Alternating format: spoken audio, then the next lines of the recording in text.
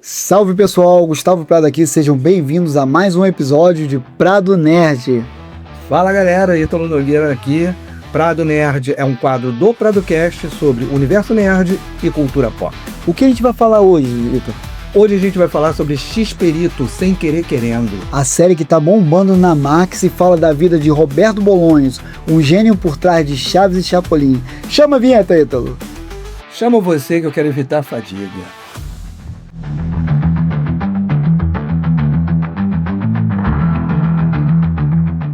A série X-Perito, Sem Querer Querendo, tá hypada aí, tá sendo muito falada. É uma série de 8 episódios e fala da vida de Roberto Bolanhos, né? Um gênio, como eu tinha falado, um gênio por trás de Chaves, Chapolin e outros personagens emblemáticos aí de Roberto Bolanhos, né? Grande criador de Chaves e Chapolin. Acredito que todo mundo tenha visto já o Chaves e Chapolin. Se não viu, pode correr atrás que vale muito a pena. Ah, ninguém é louco de não ter visto, né? Ah, não sei. Será que tem alguém que não tenha visto? Sempre tem um maluco, sempre tem. Sempre tem maluco, né? Sempre tem. E muita gente pensa que essa série foi produzida por SBT, né? Tem gente que pensa que a série é brasileira. Não é brasileira, gente. É uma série escrita pelo filho do Roberto Bolanhos, do primeiro casamento. O Roberto Bolanhos teve 2 esposas. A primeira esposa não tão conhecida assim, que é pelo público. E a segunda esposa foi a Florinda Mesa, que fazia o papel da Dona Florinda. A gente não pode esperar críticas a respeito sobre o Roberto, né? Criticar ali o autor, né? Do Chaves e Chapolin. Acredito que não vai ter isso na série, né? Vai ter mais um lado totalmente positivo ali. Sim, é uma... Prático dele. Isso. Todas as séries que são aprovadas, são escritas por membros da família, né? Elas têm a tendência de defender, né, o lado do biografado. Do lado biografado. Então é uma série assim que tem um arco assim maravilhoso. Eu já tô elogiando a série aqui, mas tem esses defeitos, né? Não é uma série totalmente fiel, mas ela retrata particularidades que, a comunidade fã, né, os fãs do Chaves e Chapolin, eu acho que eles vão amar. Não decepciona mesmo. Agora, até o momento que a gente tá gravando isso aqui, tá no 4º episódio sendo exibido. É um episódio por semana, toda quinta-feira. Toda quinta-feira. Tá no 4º episódio. São quantos episódios? São 8 no total. E tá indo muito bem. Quem é fã mesmo, sim, vai corresponder. Todo mundo que é fã vai gostar muito, né? Tem sempre um chato que não vai gostar, vai falar, aquilo ali, isso aqui. Faltou aquilo, faltou isso, aquilo. A gente não dá minha.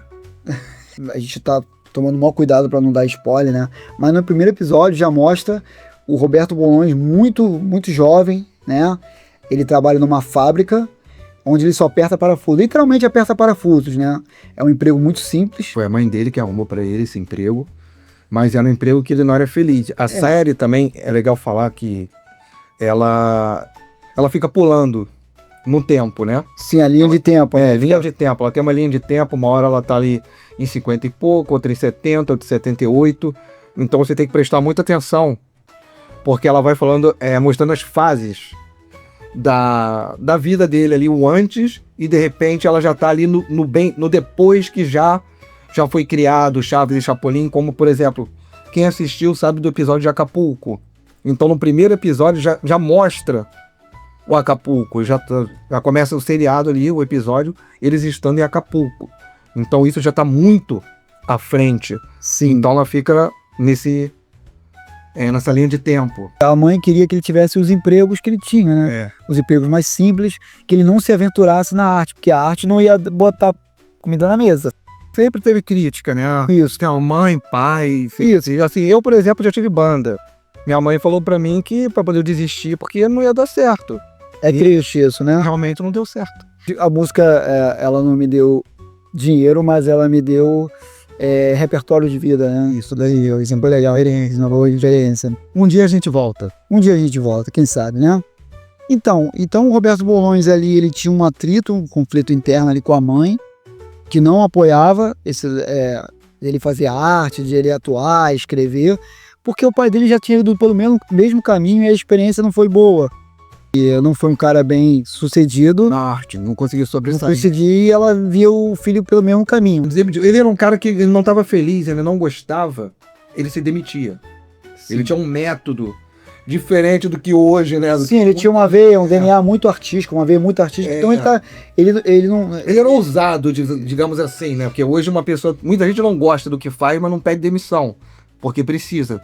Ele precisava e pedia demissão. Sim, porque ele arriscava mesmo. Porque tinha um propósito muito maior, que era ser um grande escritor, que a gente sabe que é hoje. Correr atrás disso daí. E um grande ator também, né? E criador de personagens incríveis, né? Como a gente já conhece boa parte da história dele. E é legal porque mostra ele lendo um anúncio de jornal ou no anúncio de uma loja. Conta isso aí, Edu. Foi um anúncio que ele viu numa loja, se não me engano agora. Que precisava de redator. Iniciantes, né? Iniciante ou aprendiz de redator. Aprendiz de redator e de roteirista, né? Em uma agência de publicidade. Aí ele foi até lá, depois de pedir demissão, ele foi até lá, entrou na fila. E aí o processo tinha que saber datilografia, coisa que ele não sabia. O pré-requisito para passar na prova é você datilografar, né? E fazer o texto, né? O texto criativo. Ignorou a máquina, que ele não ignorou a máquina, acaba catando milho, ele ignorou a máquina e o examinador, no dia seguinte, me parece, olhou aquele texto belíssimo que ele escreveu, que deram oportunidade para ele. Através desse teste, ele passou e começou a trabalhar como redator dessa agência de publicidade. A gente, como publicitário, a gente sabe como é difícil entrar numa agência, até hoje, né? É muito difícil. Poucos publicitários... Não faça publicidade. Calma. Passa, não. Calma. Mas, enfim, é exatamente isso. Então, ele provou o contrário. Como você disse, a gente também vai dar um salto aqui, porque senão a gente vai acabar falando muito detalhe para quem não assistiu e acaba dando spoiler, né? Sim. O personagem da série real, da época, né? Faz uma participação especial. Vamos falar quem é ou não? Não. Vamos deixar isso pro pessoal descobrir. Ele é chamado pela série para interpretar um papel de um diretor que existiu na época, né? Que deu o apelido de X-Perito, né? X-Perito. E esse apelido é muito legal porque é o diminutivo de Shakespeare, né? X-Perito, né? O Roberto Bolaño escrevia muito bem. Falava, cara, você escreve tão bem quanto o Shakespeare. Então o seu apelido agora vai ser X-Perito. Por isso que até hoje o pessoal chama ele de X-Perito, né? Ficou no imaginário coletivo como X-Perito e tudo. E foi sensacional esse apelido, né? Pegou até hoje, né? Até hoje, ficou pra sempre. Você é um X-Perito? Cara, eu sou bem criativo, mas não sei se eu seria um X-Perito, não. Eu já fui mais criativo, hoje eu só uso o ChatGPT. Os de ChatGPT, né? Quem escreveu esse roteiro aqui? Tá difícil aqui. O ChatGPT? Pode ser. Foi o X-Perito. Chaves e Chapolin é um seriado atemporal. Sim, a gente vai falar de novo, a gente vai falar mais pra frente como foi criado Chaves e Chapolin, né? Sim. Porque antes disso tem outros personagens. Porque ele era muito criativo, os personagens que ele criava são personagens que eram personagens do dia a dia, de convivência de todo mundo. Sim. Que até hoje da rotina, né? Da rotina, isso. Da população mexicana ali. População do mundo todo. Isso. O mundo todo tem essas pessoas. Isso a gente vai descobrir depois. Isso é muito mais aparente no Chaves, né? Sim. Como ele construiu todos os arquétipos ali dos personagens, como o cobrador de aluguel, como o cara que deve aluguel, a fofoqueira da vizinhança, o menino mimado chato, enfim, o rapaz pobre que não tinha condições. Cada personagem ali que faz parte do dia a dia de todo mundo. Isso. Todo mundo já viu, já conviveu, já conheceu algum assim. Humor simples e com muita profundidade, né, cara? Não deixa de ter profundidade, né? Exatamente. De todos esses arquétipos, né? Vai estar muito latente quando ele cria Chaves, muito mais pra frente. Ítalo, o que você tá achando do figurino da série, das interpretações, da caracterização dos personagens? Eu tô achando muito legal, velho. Muito legal. Vão ter personagens aí que ficaram muito parecidos. Quem tá assistindo aí vai ver ali, vai ficar até impressionado. Tem personagem ali que, caramba, mas muito igual mesmo. Podem assistir, vocês vão entender o que eu tô falando aí. Vocês vão se ligar na hora sobre o que eu tô falando. Você vê ali a fotografia muito bem produzida, né? Dos personagens, sombra, luz, eu achei perfeito, né? Parece até um filme, né? Exatamente, parece até um filme. Parece até o filme, né? É muito bom. O pessoal tá falando muito da dublagem.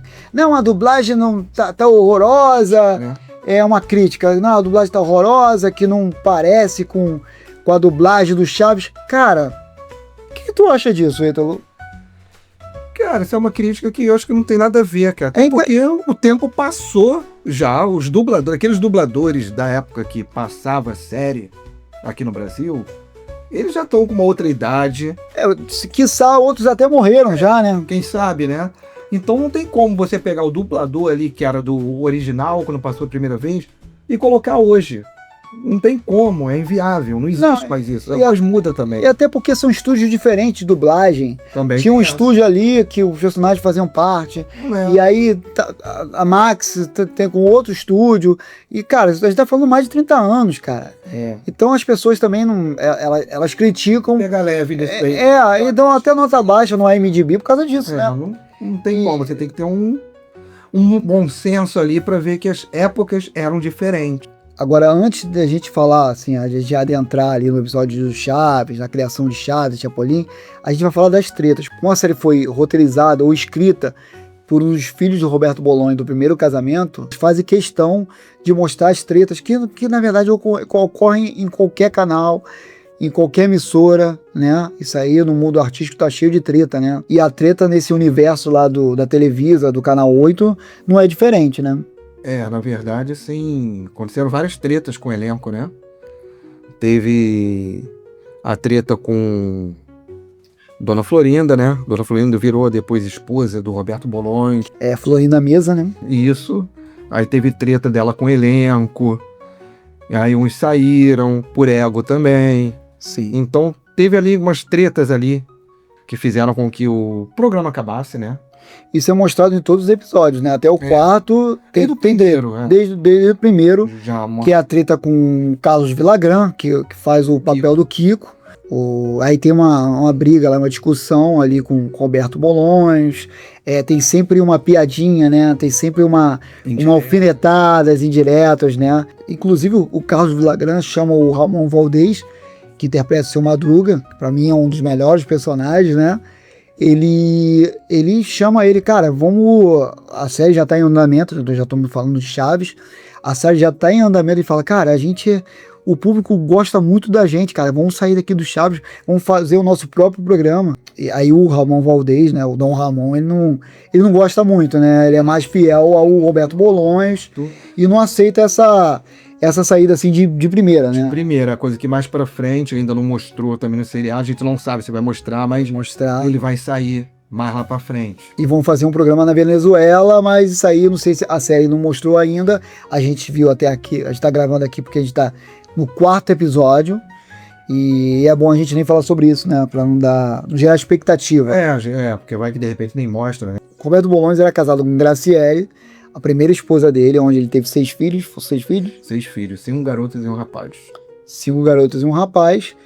E no meio do casamento, o Roberto Bolonha já era um astro já. E a Florinda Mesa, ela era uma das participantes do elenco. Todo mundo sabe, Dona Florinda dispensa apresentações.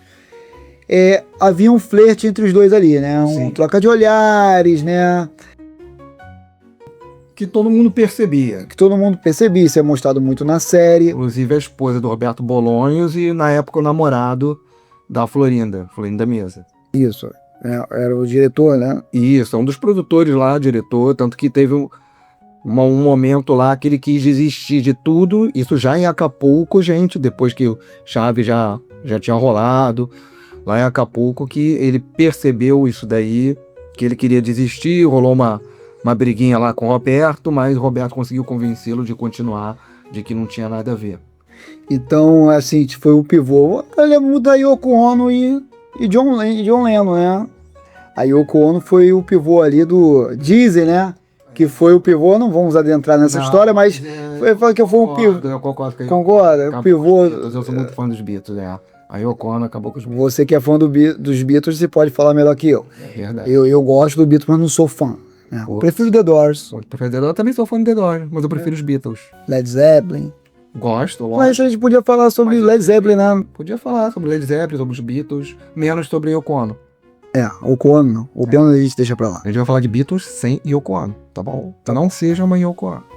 Muitos dizem, né, e isso aí a gente não pode provar, que a Florida Mesa foi uma das... Um pivô para enfraquecer ali o laço ali de amizade do elenco, né? E também, cara, esse mundo artístico tem muita guerra de ego, né? Pra caramba. A gente não vai saber qual é o lado correto, se Carlos Villagrán estava correto, mas a gente tá vendo pela ótica, pela visão do filho, né? É natural que ele defenda o pai. Se fosse contado por Carlos Villagrán essa série, será que seria de uma ótica diferente, uma visão diferente?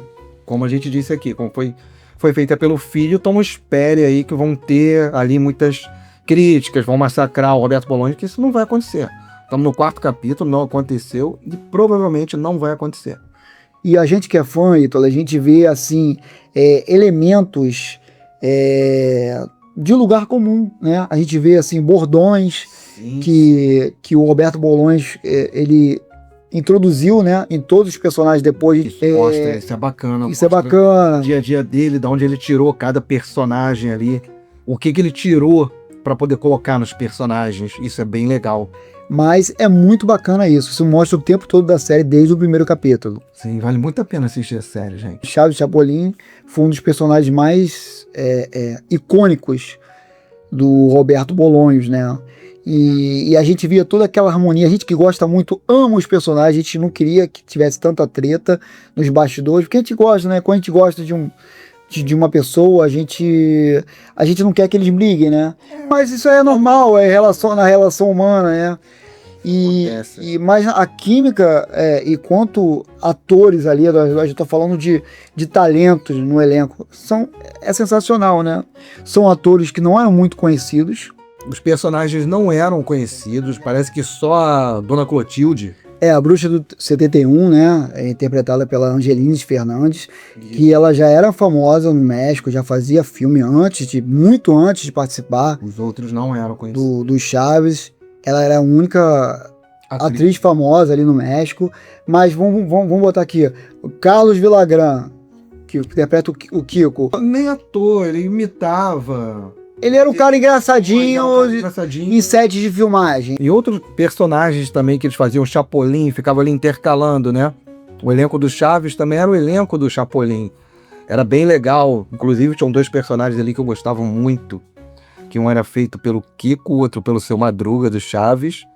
Que eram os vilões, o Quase Nada e o Tripa Seca. Esses personagens são emblemáticos. Tu lembra do episódio da Múmia? Lembro da Múmia. E? Quem não lembra do I, né? Quem não lembra do I? Depois vem lá, se você não lembra do I, vocês não são os fãs dos Chaves e Chapolin. Procura aí. Tripa Seca e Quase Nada, né? Quase Nada. Chapolin. E agora a gente vai falar sobre a construção dos personagens, né? Alguns personagens, tá?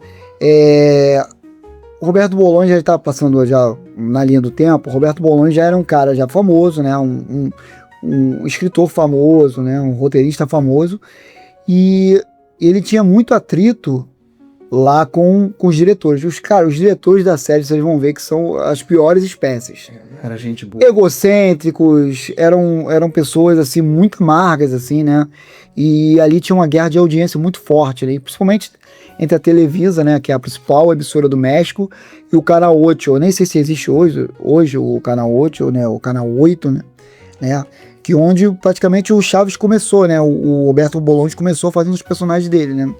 E tinha essa briga interna, todo momento o Roberto Bolaños tinha que convencer o diretor ali pra... Não levavam fé nele. Que não levavam fé. O personagem ia dar certo. Será que vai dar certo? Será que esse personagem vai quebrar a audiência ali, aqui?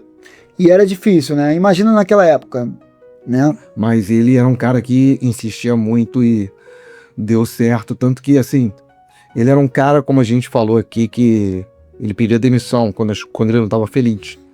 Então ele fazia o personagem lá do velhinho, que era o... Dr. Chapatin. Dr. Chapatin. E só que ele não estava gostando do modo como estava andando as coisas com o personagem. Ele pediu demissão para poder apresentar um novo personagem, para poder apresentar um Chapolin. Aí eles gravaram de madrugada o Chapolin Colorado, eles gravaram escondido, um piloto. Aí ele foi mostrar diretamente para o dono lá do Canal 8, que não quis nem ideia, não quis nem assistir, mandou colocar a fita vermelha era a que seria destruída, né? E era justamente o piloto, né, do Chapolin, né, que o Roberto Bolaños fazia tanta questão de mostrar pro diretor para acreditar nele. Cara, o Chapolin, cara, esse é um personagem icônico aí, vai fazer muito sucesso. O cara, não, sai daqui com essa fita, mande apagar, e pediu para a equipe lá da emissora apagar e tudo, e continua.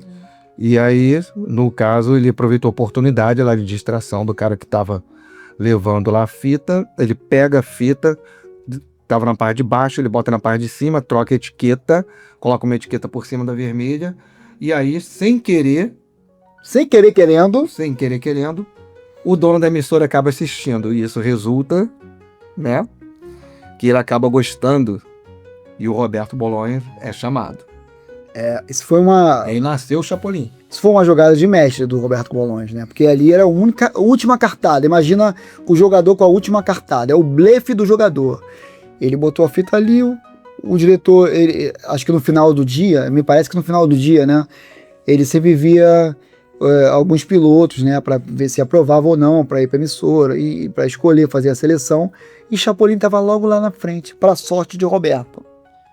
E graças a Deus estava ali na frente, senão nunca conheceríamos Chapolin Colorado, né? Nunca conheceríamos, muito bom. E é um personagem muito icônico, né, Ítalo? Porque é um personagem, é um herói, que na verdade não é herói, aquele herói atrapalhado, né? Quinta categoria, né? Quinta categoria, que estava sempre ali para salvar a mocinha, ou a pessoa que estava com dificuldade ali, né? E acabava conseguindo de forma toda atrapalhada. De forma tosca, vamos falar assim. Tosca, totalmente diferente de qualquer herói que existe. Ele era aquele herói todo atrapalhado, mas que conseguia resolver a situação. E os bordões de Chapolin são sensacionais, né? Não contavam com minha astúcia. Quem poderá me defender? Eu... Particularmente, gosto mais de Chapolin do que de Chaves. Sim, eu gosto muito de Chaves, não tem como não gostar de Chaves, né? Isso é uma boa, até nos comentários aí você colocasse quem você gosta mais, foi do Chapolin ou do Chaves. Ou outro personagem, né? Fala aí pra gente ficar sabendo aí o que tu gostava mais. E assim nasceu o Chapolin, né? Esse personagem que a gente tem muito carinho, assim como o Chaves, né? Mas antes do Chapolin, Ítalo, vale a pena falar dos gênios da mesa quadrada, né? Os gênios da mesa quadrada. Então, foi justamente isso que ele não gostou do personagem, que era como estava se desenrolando, porque eles faziam sátira, eles falavam mal de outras pessoas. Isso por imposição da emissora, né? Por imposição da emissora, não por ele não estava satisfeito. Então foi daí que surgiu depois, logo em seguida, o Chapolin. Agora, como muitos esperavam, a gente vai falar da criação do Chaves. Então, como foi essa criação? Então, como que iniciou essa criação do Chaves? O Chaves, na verdade, como a gente comentou aqui anteriormente, ele foi pegando personagens da vivência dele, do dia a dia, e ele quis colocar isso dentro da série. O Chaves é um personagem que não é infantil, mas é para criança e também é para adulto. Tem aquele... O Chaves tem aquela vibe ali meio inocente, pueril, né?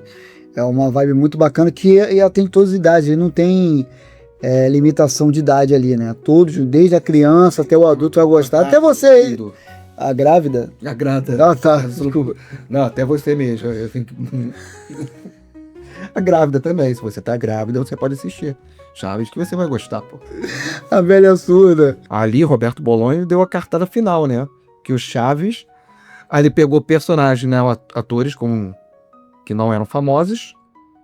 E aí colocou lá, mais uma vez a emissora criou o caos lá, não queria. Não quiseram, porque era uma vila, né? O Chaves, como tu não sabe, tinha que formar um cenário de uma vila, né? Acharam que ia ser infantil. Com muitos personagens não famosos. A gente não quer investir em um cenário mais elaborado e ainda com atores que são desconhecidos pelo público. Eles achavam que ninguém ia assistir por isso. Ele era um cara, além de seu tempo, um visionário, né? Se ele não peitasse ali, a gente jamais também conheceria Chaves e outros personagens, né? Os dois personagens ali, tanto o Chapolin quanto o Chaves, eles nasceram de uma imposição ali, de uma briga, né? Vou fazer e pronto, dá pra fazer com esse orçamento. E é isso. Ele conseguiu, a emissora falou que não tinha orçamento pra contratar, o elenco era grande, não tinha dinheiro para isso. E a ideia que ele teve foi justamente dessa, pegar um elenco mais barato, porque não eram de pessoas conhecidas. E aí ele conseguiu fazer o que ganhasse vida aí o Chaves. Pessoal, então é isso. A nossa resenha até o 4º capítulo, que são os 4 capítulos que foram exibidos pela Max, que a gente viu. Fizemos o roteiro em cima desses 4 capítulos. E tem muitas coisas ainda por vir. Você que é fã, conhece a história. Vamos aguardar aí se eles vão contar outros bastidores mais calientes, né, da série, né? Porque o povo quer ter treta, né? O povo tem treta. Pode assistir que tem treta. Tem treta, o pessoal gosta. E a história também é boa. A história também é muito boa. Pra você que é fã e pra você que não é fã também, você que não conhece. Vai lá, assiste, deixa de ser preguiçoso. Vai lá, conhece a série que, você vai gostar muito, tenho certeza absoluta. E agora, comente aqui nos comentários o que você achou da nossa resenha aqui e fala novamente quais são os personagens que você mais gosta do Roberto Bolanhos. Estou muito feliz aí de trazer... Caramba, que susto.